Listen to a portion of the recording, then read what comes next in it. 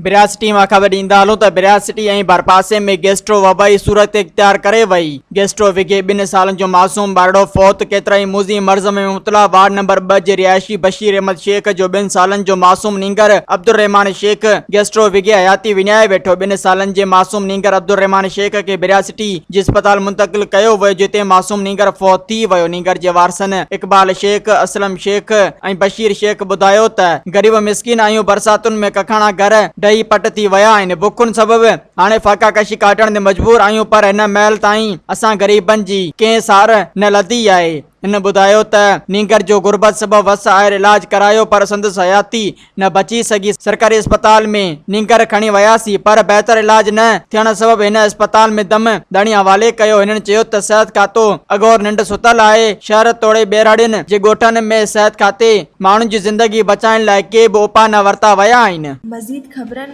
ऐं तफ़सीलात लाइ विज़िट कयो असांजी वेबसाइट www.awamiNewsHD.com ऐं ॾिसंदा रहो अवामी न्यूज़ HD।